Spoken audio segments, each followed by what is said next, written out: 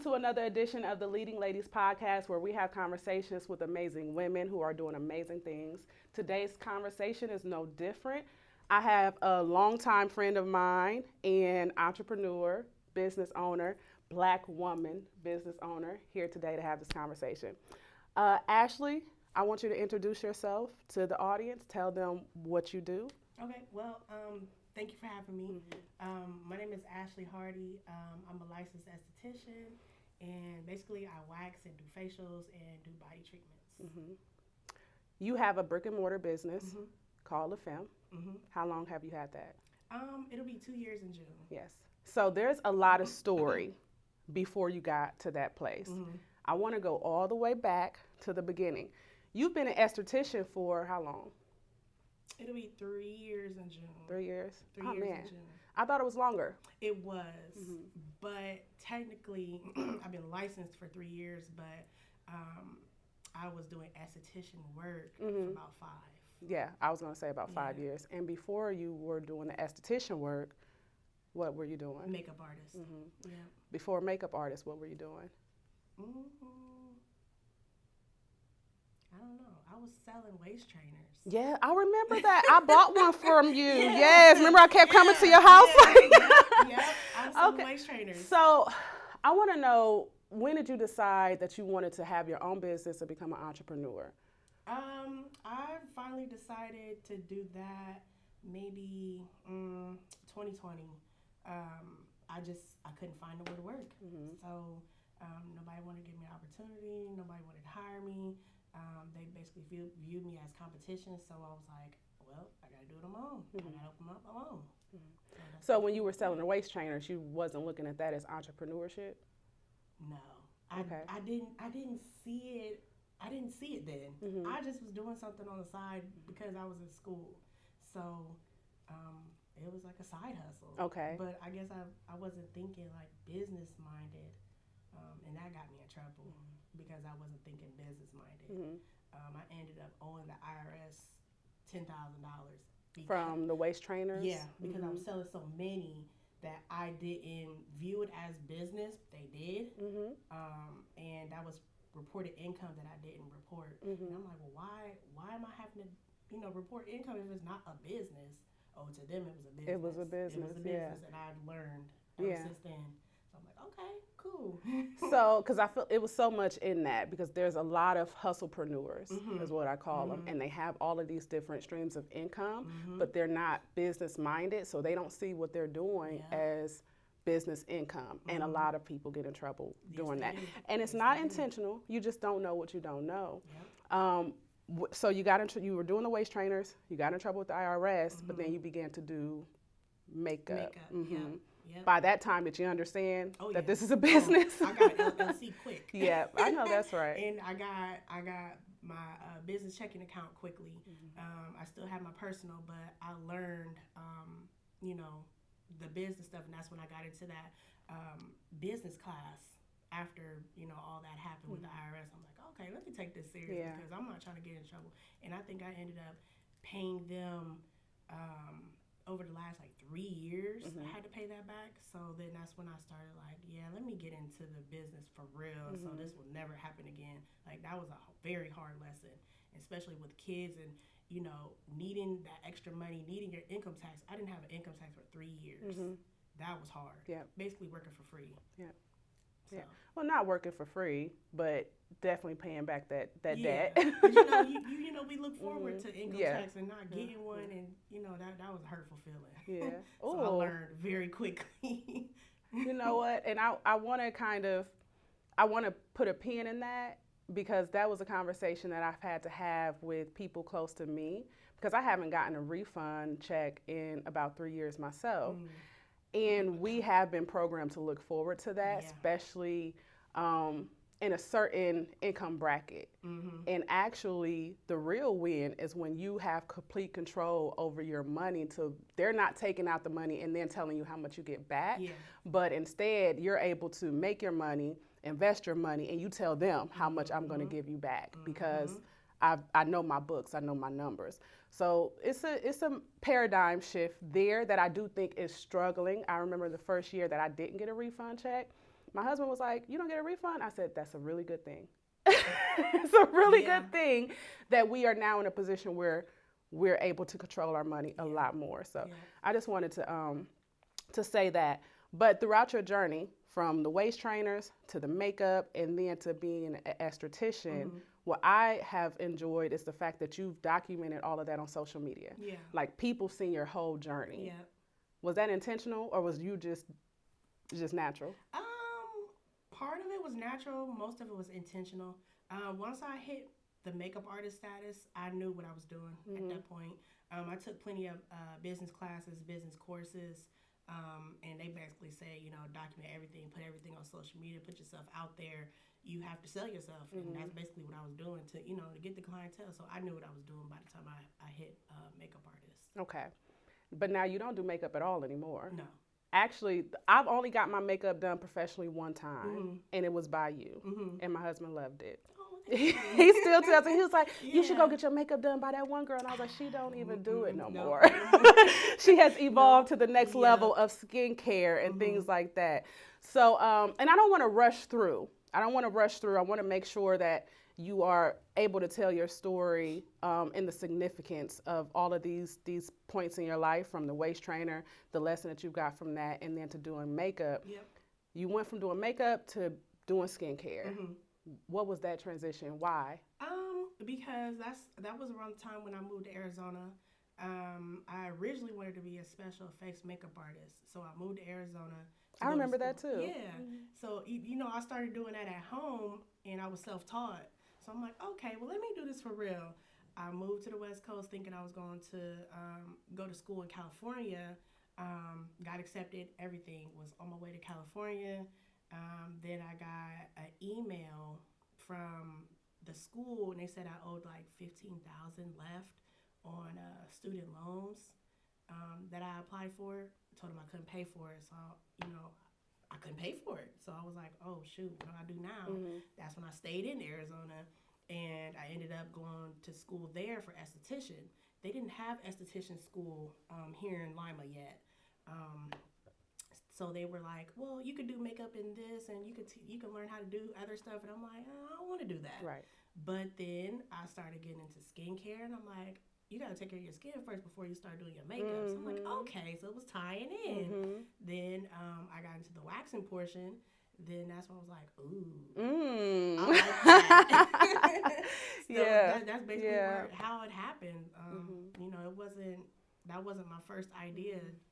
Stuff happens for a reason. And I love it because I feel like, again, we can go back and see your journey. And I actually forgot about the special effects makeup until you said it. And I remember you were doing all those different special effects makeup. And I feel like that's kind of the process of entrepreneurship. Some people just have a natural gift that they can monetize, but other people want to be entrepreneurs, but they don't know what to do, and they're intimidated by not knowing what to do. And one thing that I have shared with clients is just try things. Just try a bunch of stuff. It's okay. Then you'll start to figure out what you're good at, what you like, what you don't like, and it'll start to crystallize with that action and taking those steps forward.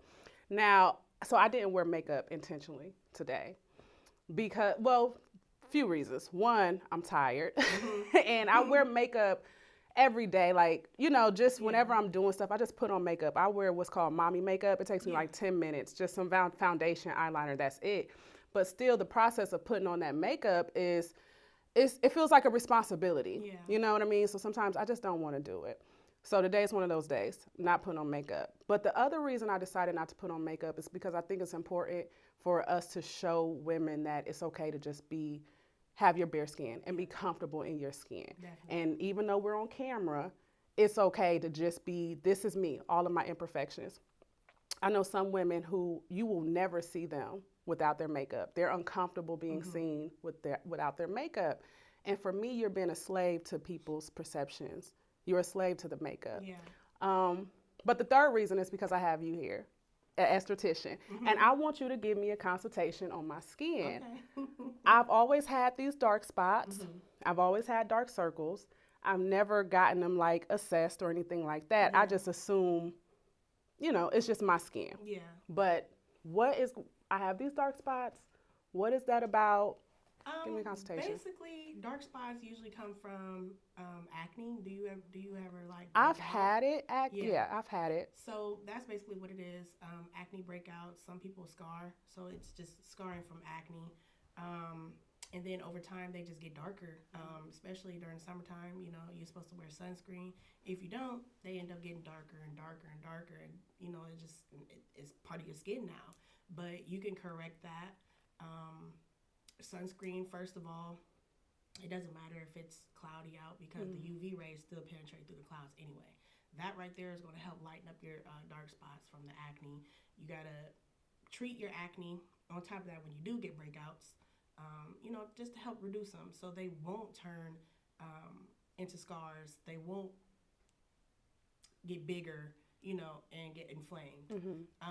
How you do that is, you know, just basically like washing your face every day with like a daily moisturizer, face wash. If you do get a breakout, you'll use like an acne face wash or just like some type of scrub or something with like acids in it. That will help. As far as the dark circles, it depends. Sometimes they're hereditary. Sometimes it comes from allergies. Do you have allergies? No. No. Could be lack of sleep. And also just what we eat. To deal with that, you can try icing in the morning. I tell people, you know, use an ice cube, just go over your eyes or whatever in the morning, depuff, clear up the dark spots and stuff. What else can you do? Under eye creams. Okay. Those help. You'll use under eye creams with your ring finger. That's the softest finger. So you just like lightly pat it in.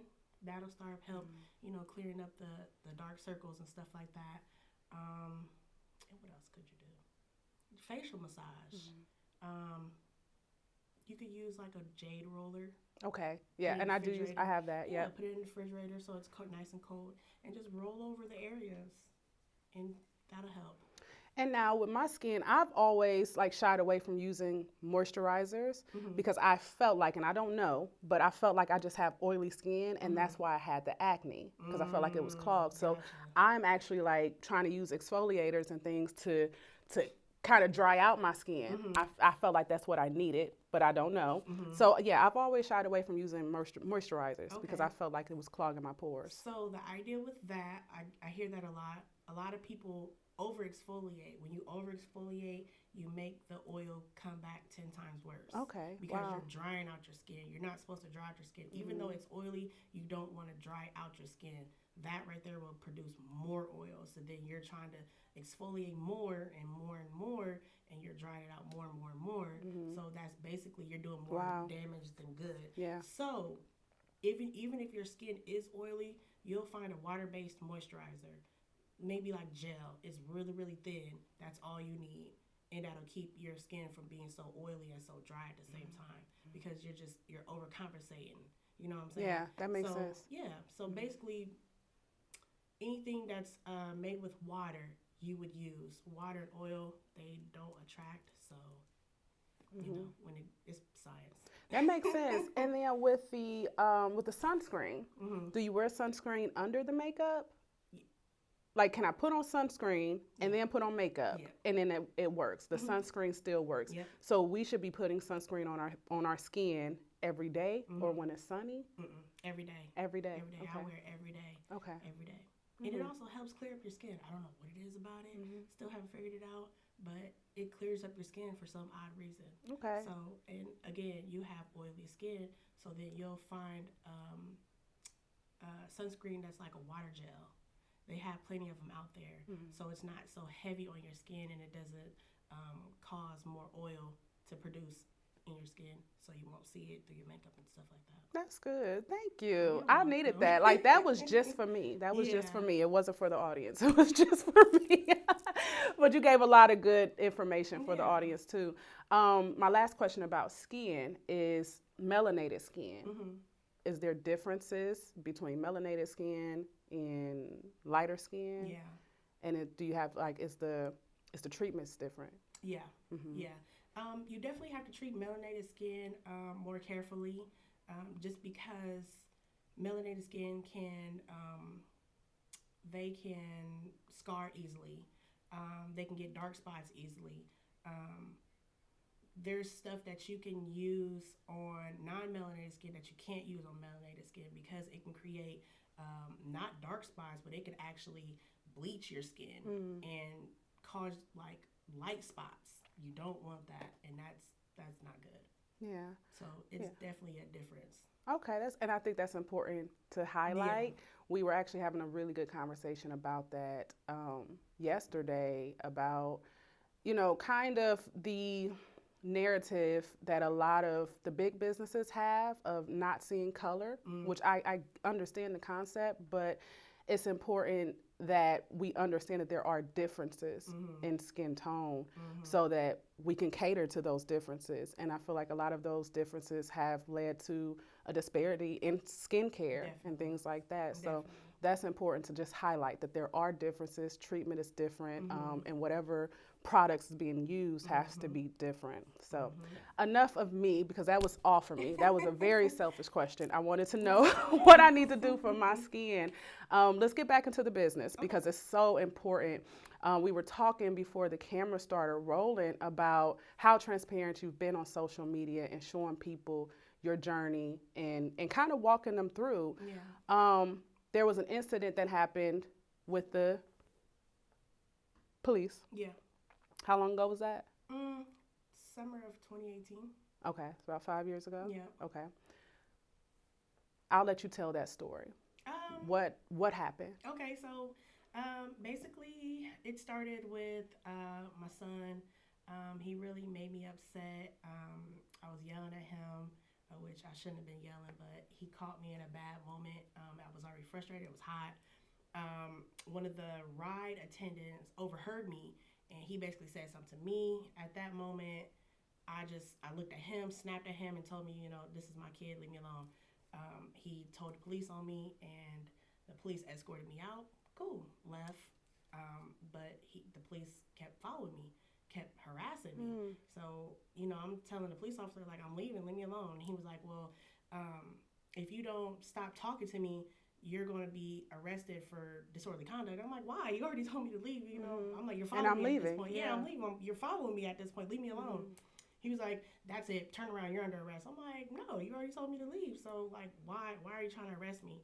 Talking about, like, well, you're going to get a ticket for just, what did I say? Disorderly conduct. I'm like, sir, you already told me to leave. At this point, he kept following me. So that's when I took off running. He told me to stop running. Cool. I stopped running, turned around, faced him. He was like, you keep on resisting, I'm going to tase you. And I'm like, I'm standing right here in front of you. He was like, say one more thing, I'm going to tase you. I'm like, tase me. And he did. So a lot of people think that he tased me because I was running. No, I actually stopped, and I was like literally this close to him. Yeah. And I was like, tase me. And he did. So I was telling people where I got tased. How is that possible if I was running and got tased when I got hit in my hand and my neck? Yeah. You know what I'm saying? Is that a scar from the tase? Yeah, that's a permanent scar. I don't have that's a from the in my hand tase. anymore. Yeah. Jeez. So, that's basically where it came from. But the media blew it up to like something way worse than what it was. Social media, they blew it up more than what it was. And I felt like I had to, tell my side of the story because they have footage, but they didn't get the whole thing. Yeah. They only got the part where they seen me get tased and get handcuffed and walked away, but they didn't see how it started and what all transpired. And then on top of that, the part that they got, let me see, when I watched the video, a car was coming. So they didn't see me get tased. So it was like, you didn't see me standing in front of this police officer talking to him before he tased me. They didn't see that. And that's what I wanted to tell people, like, how was I resisting arrest when I was standing there talking to the man and I told him to tase me? Yeah. And, that little clip right there only showed what it wanted, and people just had an idea and just ran with it. And I'm like, it wasn't like that at all. Yeah. So, Yeah, traditional media has done a really good job at spinning things to highlight what they want to highlight and to demonize what they want to demonize, which oftentimes is maybe a single black woman, unfortunately, or a black mother who's just caught in a bad moment. So yeah, I'm sorry that happened. I've Hey, never seen it's that a scar lesson. before, Yeah, and it's, yeah, it's yeah, that's permanent. unfortunate. Yeah. So media took it, social media took it, and they began to run with the narrative. How did that affect your business? Because at that time, you're building this business, building this reputation. Were you esthetician then, or was it makeup? Makeup. Makeup. I Okay. just had moved back from Arizona. Okay. Yeah. Yep. So you got this business. You're showing kind of like the behind the scenes and your growth and development. Yeah. This incident happens. What's going on now on social media? I had to pause. That's when I had to basically shut down. I didn't say, I said what I said that one time, and I had to let it run its course. Well, I want to go back to what you said and why you had to say what you said. What was the narrative? What were they saying about you as a businesswoman? They basically were saying stuff like, well, she's a criminal. Look at her criminal record. They blasted it all over Facebook. You know, they went to the court website and screenshot it and put it all on Facebook. And they was like, well, how is she gonna be a business person when she's a criminal? And you know, like who would trust her? Why would you go to her? And I'm like, I had to shut completely down. I had to shut everything down. I deleted Facebook for a while. I had to report a couple people that were harassing me. I didn't go anywhere for a long time. I wouldn't talk to nobody. Where was my kids going to school at?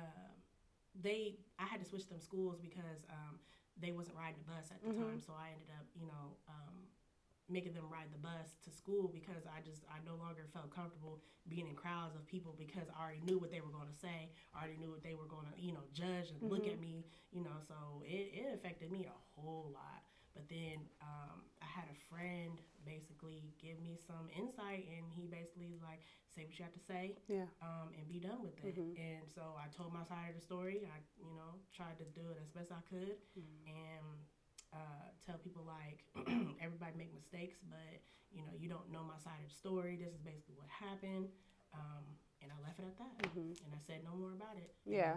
And I completely ignored everybody that was still, you know, saying stuff, and I moved on. Because that narrative that they were putting out and showing you in that light as a criminal, as somebody who's rowdy and disruptive, it creates a narrative as of a businesswoman of she's not trustworthy.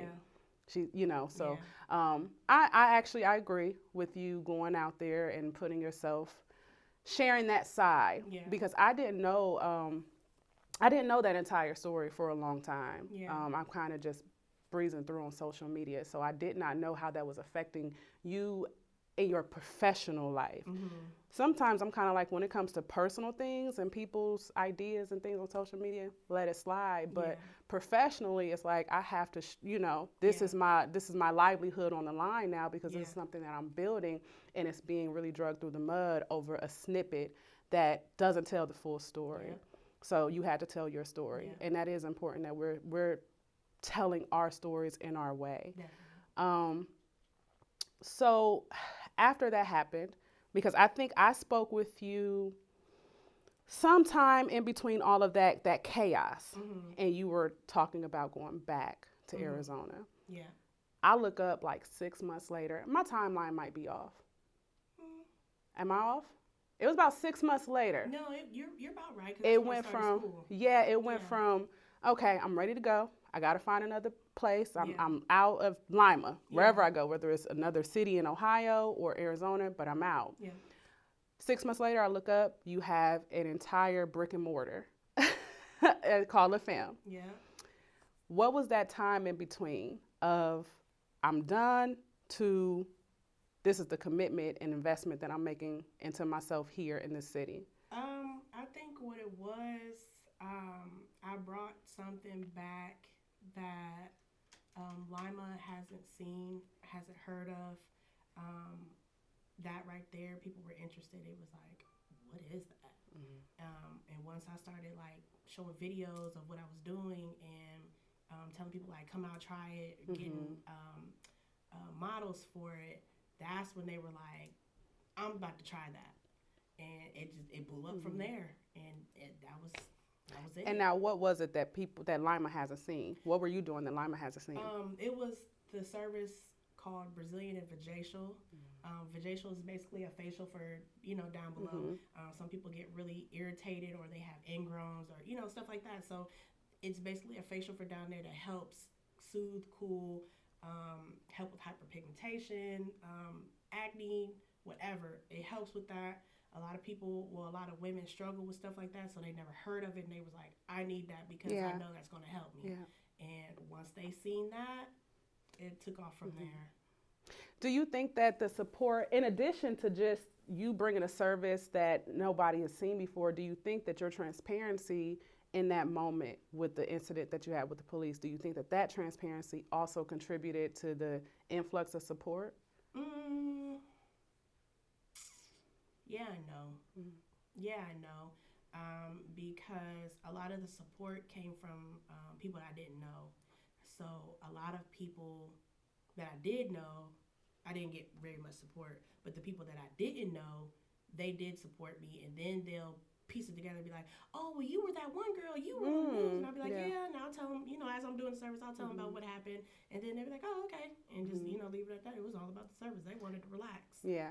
So, So it didn't come from people seeing you on social media and just want to support you for you. No. It came from your service and your quality of service. Yeah. I think that's important because a lot of people start businesses and they say, no one supports me because maybe they have a product or they have a service and they assume or they feel some sort of obligation that people should just support me because it's me versus you actually bringing something valuable to the marketplace that people just want or need. Yep. I think that's what you're saying too with that with that support that came from. I love the fact that you have the facials, the vajacials, and then you also do, what is it for the body? Body treatments. Body treatments. Yep. Is it kind of the same thing but just for the body? Yep. Okay. Yep. Okay. Because everything you do on your face, you can do on your whole body. Yeah. I love it. My next question is kind of going back to the negative narrative about business owners. So on one end, people may say, well, she's not credible. Yeah. But then you go to doing work on intimate lady parts.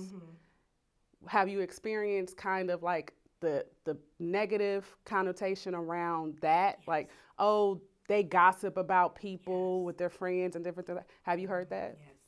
Tell me about it.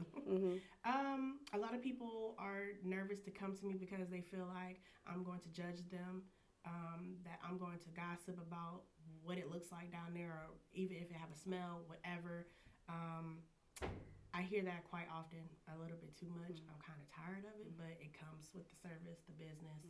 I basically reassure everybody that I do not do that because this is my business. Like, I want you to come back. So why would I talk about you and gossip, and it potentially can come back to you and I'll never see you again. So there goes money out my pocket just by, gossiping about stuff like that. And it's none of people's business. Yeah. And then on top of that, we're all women. We all have the same exact part. So it's, there's nothing to gossip about. Yeah. Some people have issues, some people don't.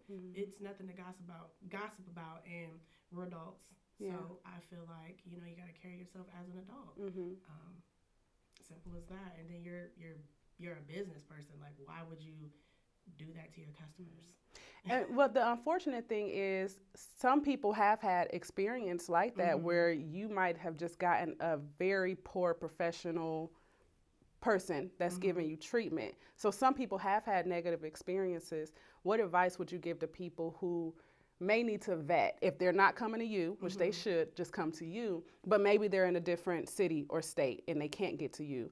What advice would you give them to kind of vet their esthetician or anybody that's doing that type of treatment? Do your research. Do your research. Find someone that's been doing it for a very long time.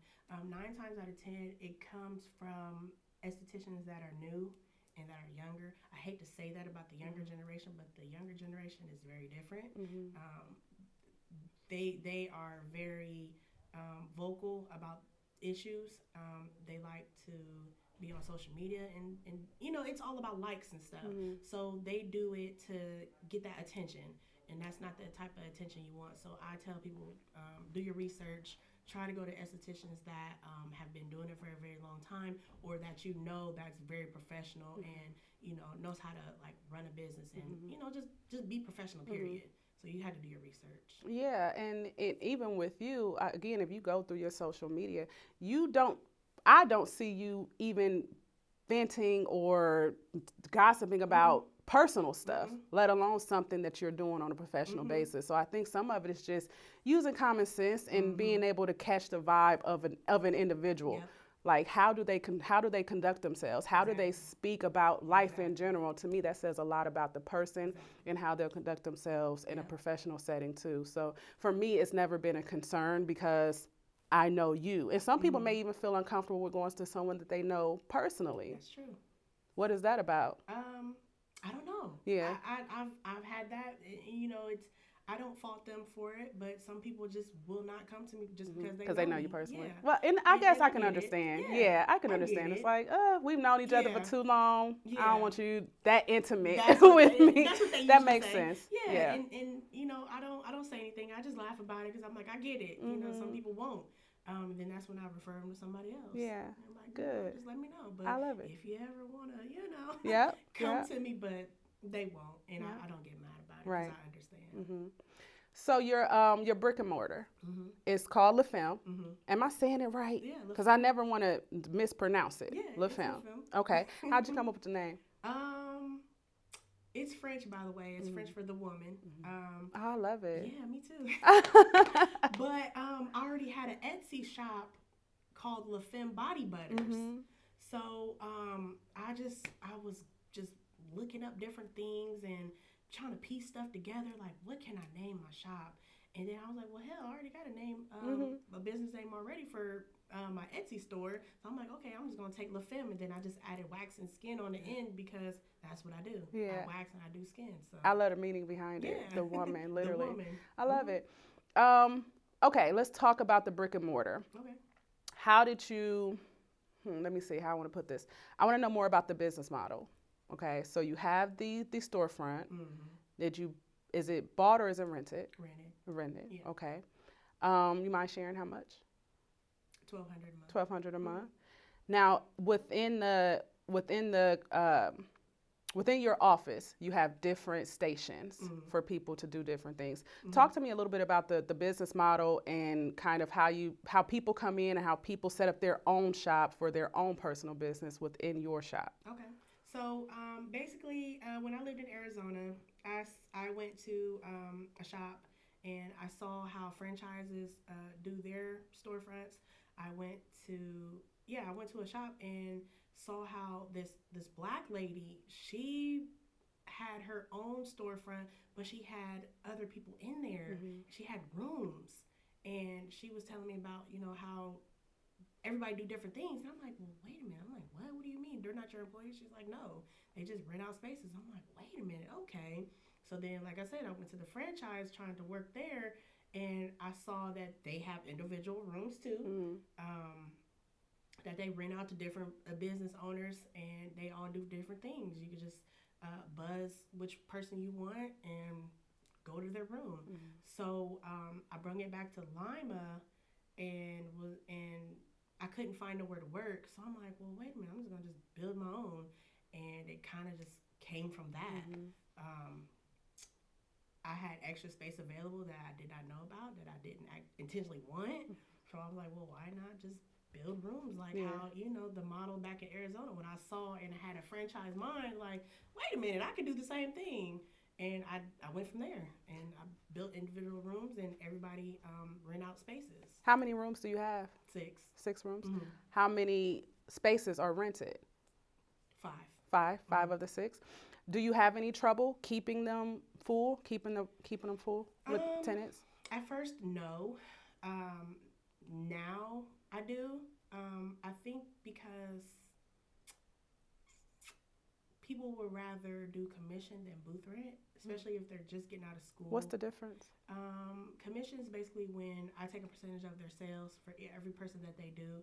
Booth rent is where they just pay straight weekly rent, and that's it. And is that what you offer? Yeah. Booth rent? Yeah, booth rent. I am looking into doing commission, but that's a whole different area that I need to figure out. Yeah. Because it involves taxes and all this other good stuff, and W-2s and all this. I'm not ready for that yet, but I'm willing to learn how to do it. So I do straight booth rent. But a lot of people coming out of school are not ready for booth rent. So they'll get into it thinking that they're ready, then they can't pay their booth rent. They'll pay it for like a good month, and then they're not making money. They're not bringing clients in, so they can't keep up with it. Then they gotta go. So that's kind of where that comes from, like people not being able to stay because they can't pay it. So I know you're not into the commission-based model yet, but you got a little bit of information about it so far, and I'm just trying to get some clarity to understand what the difference is. So with a commission-based, you're basically contracting them, and are they 1099? Do they become like 1099 contractors? No, booth renters are 1099 contractors. Commission is basically your employee. Okay. They work for me, okay. And I take a percentage of their sales, so it's like 60-40. I'll take 60, they get 40, because I supply them everything. All they do is show up. Okay. I supply everything from the room, the supplies, everything. Okay. Everything. They just show up. Even clients? Yeah. Your clients, the traffic that you got coming in? Yeah. Okay, good. You know, we were talking about this before we started recording, and I think it's good that we really hit on it, because the model that you're demonstrating is group economics, essentially, where you have this storefront, you've done your work, you've gotten your lessons through life, through experience, and now you have this storefront, and you're saying, hey, I have this location where you can come in, you have an address now, you have a business address, all of these things. We have this location for you to come in and do your work. This is still your business. But sometimes people are still reluctant to take that opportunity. For whatever reasons, I think it's ego. Ego allows people to not see opportunities in that. So I want you to talk a little bit about your vision that you said that you were able to kind of grab when you were in Arizona and see like that franchise possibility, like how you really structure this. I want to know, were you thinking group economics? Were you thinking like this is an opportunity for all of us to grow? Talk to me about it. Yeah, because I knew I couldn't do it by myself. Or I could have, but I didn't want to. I thought, why not give other people opportunities? I was friends with one of the girls that's still there. I basically was talking to her about it because she didn't have anywhere to go. I was like, well, don't worry about it. I'll build some rooms and you can come over there with me and do it that way. And that's basically, what I was thinking, like groups. So like other people can have opportunities that I didn't have to come and, have somewhere to work and grow from there. Like I know people are going to leave, but this is somewhere where you can start off and, build yourself. And then if you want to leave, you can leave, but you know the business mindset already. Like, you know what to do when you're ready to go. So, I was thinking that way. I love it. For entrepreneurs to have a safe space to grow and develop, especially in the beauty industry, because I think the beauty industry is probably one of the most challenging type of businesses to get into. And this is Black owned. It's a safe space for you to grow, develop, understand business, learn some of those lessons that you've already learned. And grow and go on and fly when it's your time. Why do you think that people may struggle with coming into the opportunity that you've created? Ego is definitely one. Money is two. And I say ego because they see where I'm at right now, and then they think like, well, why would I get her rich? When I can do it too. And that's basically the mindset a lot of people have. The only thing they think about is I'm making her rich, and I'm not thinking like that. I don't think about getting rich. Like if anything, I'm going to get rich off my clientele, not you. Like we're all here to like build and learn from each other and grow from there. Like maybe you could own one too. We become best friends or something. Own something together. I don't know, but basically that's number one. Two, I would say money. People hear the amount of rent and they're automatically like, I don't know about that. That's a lot of money. And I'm like, it's really not. It's really not. Especially if you do like a high paying service. Like I get a lot of braiders that want to come in. If you think about it, they're charging like what 180 to 200 for box braids or knotless. That's one head for the week. Mm-hmm. And so if you're there 5 days a week and you're doing 5, 6, 7 heads, $700 for the week. Yeah. And you're only gonna pay like 100 out of that. Yeah. That's not a lot of money. So how much is your booth rent? 100 a week. That's it. Yeah. I mean, So I'm not into the business, but yeah. I thought you were gonna say something more. No. So yeah, and, that's so worth it. That's number two. They hear the money and they're like, I don't know, that's a lot. That's a lot. That's $400 a month. Yeah, but it compared to how much you make for the month or for the week, that's nothing. And then what's the alternative? To do it in your house? Yeah, and possibly get in trouble. Or exactly. You're limiting your clientele. Yeah. And, stuff like that. Like really invest in yourself. And that's what I feel like I've heard from you throughout the entire conversation, before we started recording and now.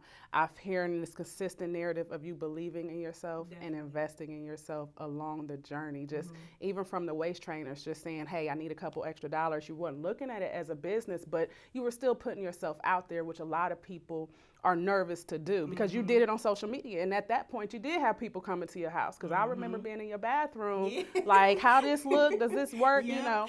So, but again, believing in yourself and being able to say, hey, I'm going to do this. And then I'm going to try the makeup and see how that works. And then putting yourself out there in that respect. And then the costume, the special effects makeup, and so on and so forth. But you've consistently believed in yourself and invested in yourself. You talked about the business classes that you began to take when you started to learn. You talked about moving to Arizona and connected with like-minded people to help you grow and develop. I feel like that is maybe the ingredient that's missing from a lot of entrepreneurs is that they don't believe in themselves enough to kind of go through the mud and come out of it. Yep. Throughout your journey, what do you say your mindset has been? Because I know you personally, so I know that there's been some challenges along the journey. A lot of people will pull out, especially when they have internal conflicts, they have friends, family, they have people who don't know them on social media. And then you got this real problem because I'm trying to build something and it's not working. How did you keep yourself motivated and how did you keep your belief up enough to continue to go? My kids. That was it because the challenges alone from what I was talking about with being in trouble with the law and by it being so in the front and on social media, that right there, I couldn't get a job nowhere. When I mean nowhere, I mean nowhere. That right there, I'm like, okay, now I got to do something because I got kids.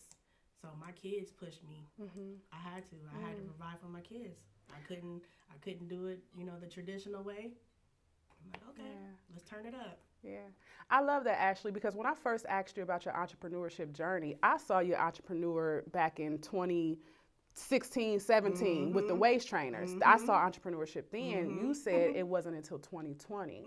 So it wasn't until 2020 and the incident happened, which I know that happened 2018, but then you were still trying to find a job. You were looking at everything else as kind of a side hustle.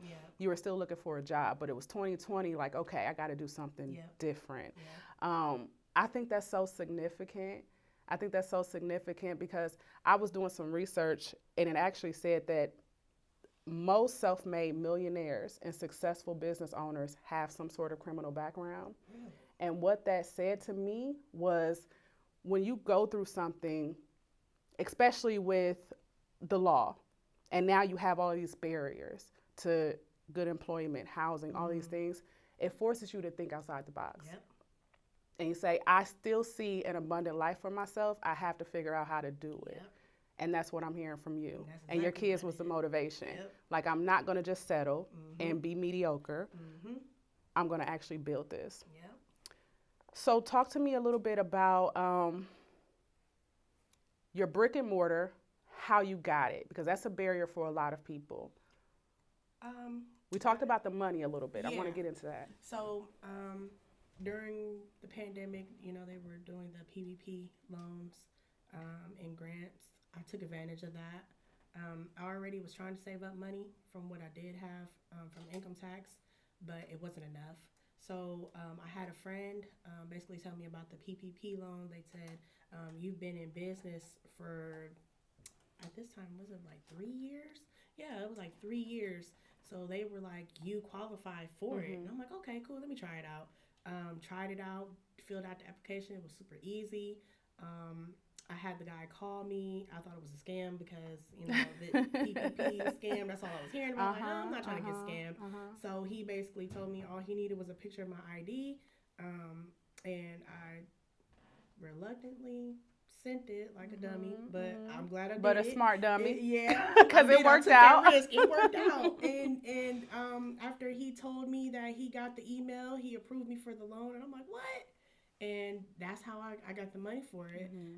I was already looking for spots anyway. Just trying to get a feel of, what was out there. I was basically looking for a place that was already finished and complete. I didn't have that type of money to spend on a complete build out or, building one from the ground up. So I knew how much money I was getting. So I had to find something that was already done. Now I had to put minimum work into. Right. And yeah, once I did that, it was smooth sailing from there. And I feel that alone, I feel like it's so much to unpack and it's so much wisdom for entrepreneurs, because this conversation with you particularly, the person that I'm thinking about that will be the most impacted and needs your story is those entrepreneurs who are at that beginning level and they're dealing with all of these different stresses and pressure of not knowing what to do, not knowing how to start, so many barriers. And even with the PPP loan, I know firsthand that there was a lot of schemers and they took advantage of it. But there were a lot of really credible business owners or entrepreneurs who just didn't apply because they're like, I don't know how. Yeah. And it's almost so crazy because, like you said, it was a very simple process. But it's just simple barriers that I think a lot of entrepreneurs allow to get in the way of their success. But you just continue to believe in yourself. Believe in yourself enough to make that investment and to figure it out. Like, let me go to the website. Let me find the link. And once you do it, you realize, okay, that wasn't hard at all. Yeah. But once you got the money, another thing that stood out to me in your story is once you got the money, you knew exactly what you were going to do with it because you had already been doing that work because, again, you believed in yourself. Even before the PP loan became an opportunity that was on the table, you had already had it enough in your mind to say, I don't have all the money, but I'm going to start to see what's out there so I can know what I'm looking for.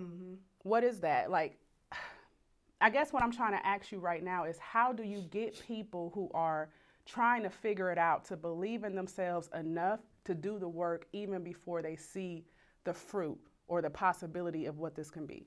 You have to see the vision. That's all. You have to see the vision. Like, you have to think outside the box, see the vision, put in the work and just do it. Like, I saw the vision and I just one track mind. That's all I was thinking about. Like, it was there. I could touch it. Like, I seen the vision and I stuck with it. What do you think is more important? Do you think it's more important to desire success or to be desperate for success? Desire, because if you're desperate, you're going to do anything, and that's not. I feel like that's not a good business mind if you're desperate, because that's when you start literally doing whatever to get to that point.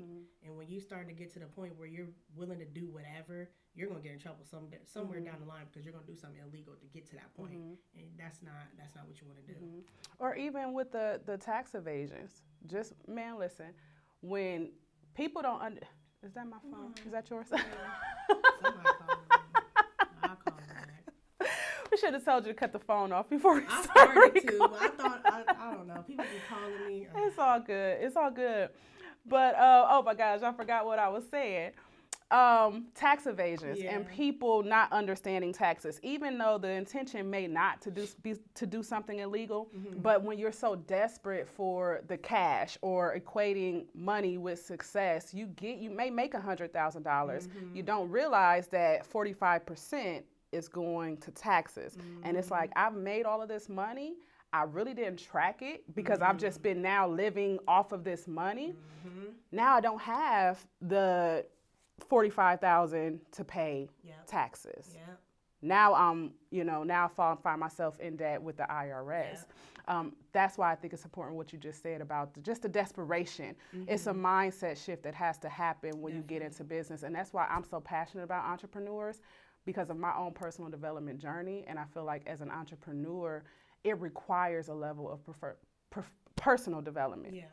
It requires a level of personal development in order for you to really withstand the ebbs and flows of business and success. One thing that I wanted to ask you before we get ready to wrap up is about your children, because you mentioned that your kids were a big motivator to you continuing to push and continuing to grow. As an entrepreneur, building something, dealing with life, how has that balance been for you with your kids and managing all of the responsibilities with that and then building this business? It's lacking, but they understand.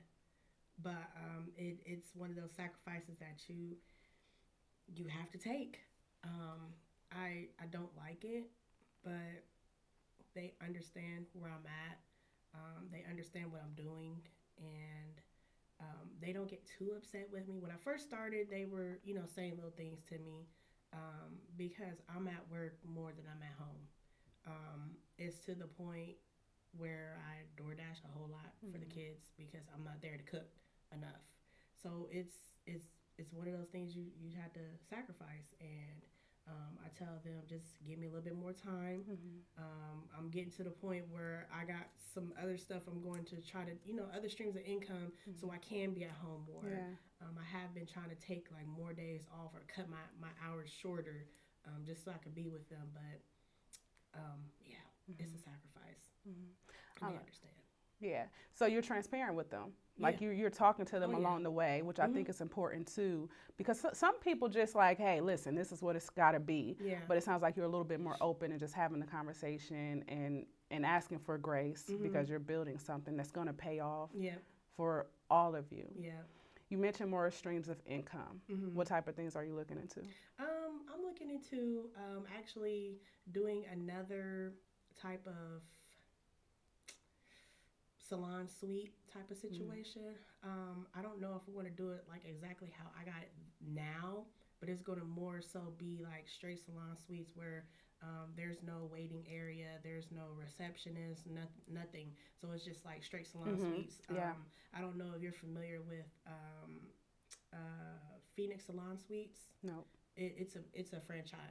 They have straight salon suites. That's it. And you just walk into like a not like a hallway, but it's almost like a hallway, and it's literally some salon suites up and down the whole hallway. Kind of like the doctor's office setups. Like that. Yeah, because I'm familiar with salon suites in that business model, and I know like you go in and there's different suites, and again, people go in there and they pay their booth rent, or however you do it, they pay their rent.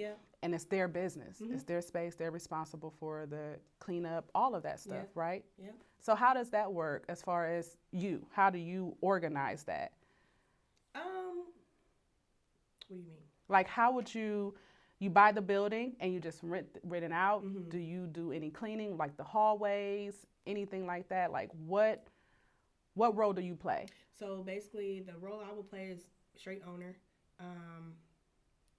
Not really management, because I have somebody that's going to manage it for me, but just owner. I would take care of all the cleanup and stuff except their rooms. I'm not cleaning up anything in the room because literally they're going to have a key to lock up or whatever, a passcode or whatever. I'm in charge of the bathrooms, the break area, in the hallway. Just make sure everything's clean or whatever. But other than that, that's it. So are you looking to also transition out of operating in La Femme also? Yeah. Yeah. So I'm actually trying to train more people to do what I'm doing right now so I can like transition out of that so I can just be straight like owner and work on the other project that I'm trying to do and just go from there. I love it. You spoke about money a little bit, and obviously where you are now, you're at a position where you have been building this company for a while. You've built this company and it's been sustainable for several years, and now you're looking for the next phase of that, which is transitioning out. First of all, I'm so proud of you. Thank you. I am so proud of you. And I love the fact that I have a relationship with someone who has a mind that is expanding and is continuing to expand and it's not limited. But there's a lot of people who are still at like ground one. They're still in the race trainer season. Yeah. There's a lot of people there. What would you tell them about the importance of money in the season that they're in now? Understanding money, understanding how money works, understanding how business money works. All of the money that you make isn't yours. I tell my clients to pay themselves a salary out of their business and really managing their books. So what would you tell to that entrepreneur who's at that level one? I would tell them definitely get you a financial advisor, because that helped me tremendously. Get into business courses, money-wise, business management, not just like business class, business management. That right there you need. Find someone that has been in business before and talk to them and ask them about, what they've been doing and how they operate and taxes and all this stuff like that. And separate your money between personal and business. You have to, in order to be able to track everything. Every dollar counts. Yeah. Oh, you know what? That reminded me of something. Going back to the PPP, I might have touched on it, but it's very simple and it's almost common sense, but I think people still will miss it. You had every dollar accounted for before you got that PPP loan. I think that is super important to highlight, because a lot of people, even when they do get a nice influx of money, they have no idea what to do with it. And you have conversations with people who are entrepreneurs and they're building stuff, and you say, what do you need to go to the next level? And they'll say, money. But then you say, okay, what are you going to do with the money? And they're like, I think I need a personal assistant, and like they really don't have a handle on what exactly they need to do. Every single dollar has an assignment. It should have an assignment. And a lot of people are missing that. You had an assignment for every single dollar that you had coming in from that PPP loan. I think that's a big gem. I want you to kind of expand on what I'm saying as far as making sure you're accounting for your money, because that's exactly what you did. How important was that before you got the money to know where it was going to go? The most important thing that you could ever do. That's the most important thing, because if you don't get enough, you're going to be scrambling for money. If you get too much, you're going to spend more than what you're, because you're like, oh, I got it. You're going to spend more than what you intended on spending, and that's very dangerous. You have to know exactly where the money's going. Like, keep track. If you can not cut corners, but if you can cut down costs, cool. But you have to make sure that money goes to whatever it is, because there's hidden things that you're not going to know about. Like, something might pop up. You might have to find a new contractor, or you'll have to buy an extra part, or something might break down and you have to fix it. Like, you have to account every dollar. If not, you're going to be in a world of hurt. Yeah, that's good. Ashley, this has been amazing. This has been a really fruitful conversation. I really do think that a lot of people who's watched you really work is, one, inspired by the story. And I think that there's a lot of people who are looking at you and may want to connect with you, but they only know you on social media. And sometimes other people's success can seem intimidating. I think getting to know someone on a more personal level and understanding their intentions really helps to open up the door for just more interaction and more collaboration. And I love the fact that you are essentially modeling group economics by saying, we're going to build this together, we're going to grow together. Yes, I'm going to be rich, but I'm going to be rich on my own strengths.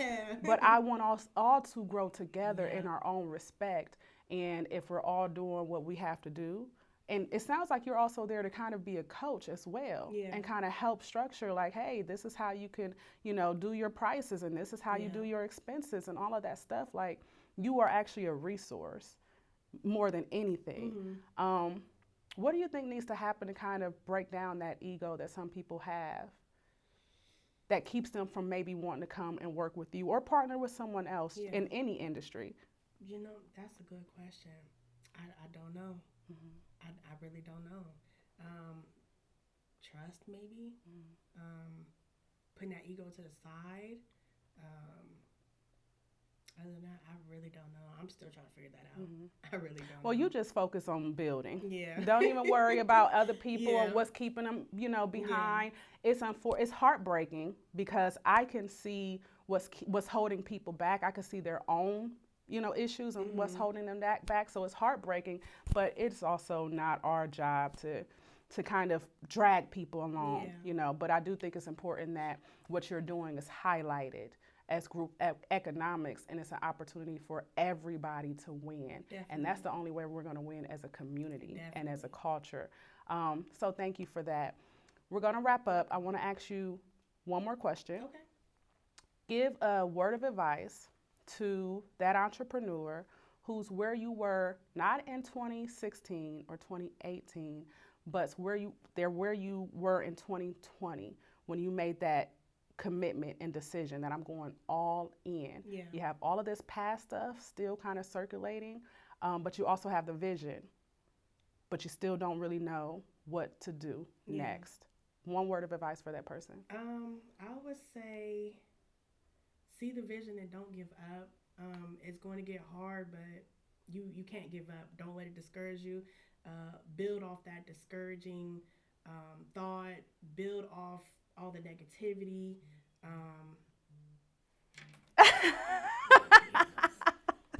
Just build off of it. It's definitely motivation. All the negativity, all of that. Build on it and don't stop. See that vision and just keep going. That's the only thing. I love it. We can't close this episode out no better than that. Okay. So listen, ladies, I want you to continue to learn, continue to grow, and always lead with love. We'll see you on the next episode.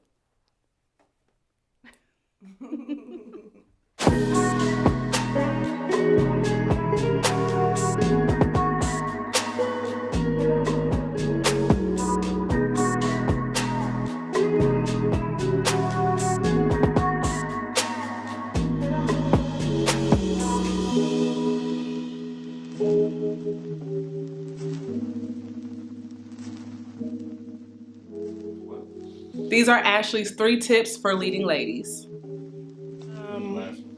Find that motivation.